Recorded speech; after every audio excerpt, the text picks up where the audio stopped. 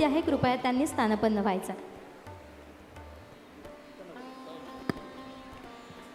महाराष्ट्राचा आराध्यदैवत छत्रपती शिवरायांना वंदन करून कोकणसातच्या 12व्या वर्धापन दिनानिमित्त आयोजित केलेल्या या स्नेहमेळ्यासाठी उपस्थित असले कोकण सातचे सर्व डायरेक्टर, या चॅनलसाठी काम करणारे सिंधुदुर्ग जिल्ह्यातले माझे सर्व सहकारी पत्रकार मित्र, माझे मार्गदर्शक आणि कणकवलीचे नगराचे संदेशी पारकर आणि उपस्थित आपण सर्व मान्यवर.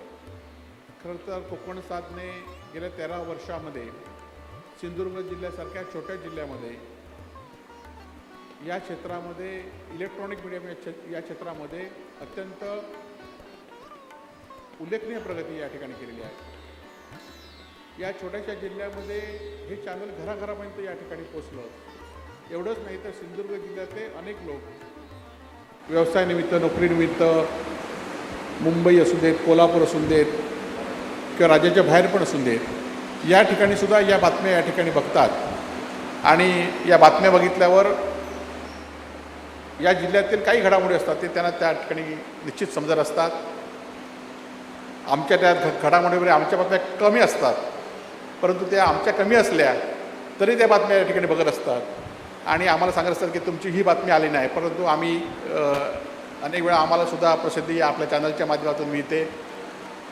इत्यवृत्त घडामोडी जिल्ह्यातल्या असतात त्यासुद्धा या ठिकाणी लोकांपर्यंत पोचत असतात आणि आपल्या सगळ्यांना या चॅनलच्या माध्यमातून नवीन टीम या ठिकाणी उभी राहिली आहे.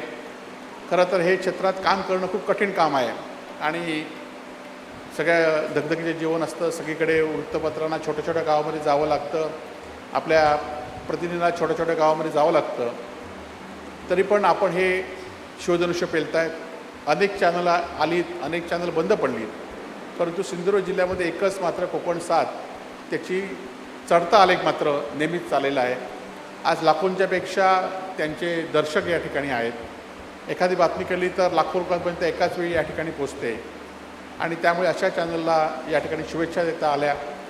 आमच्या घडामोडीमध्ये सुद्धा अनेक वेळा आपलं मार्गदर्शन असतं. आम्ही जे काम करतो ते लोकांपर्यंत पोचवण्याचं काम या ठिकाणी करतो.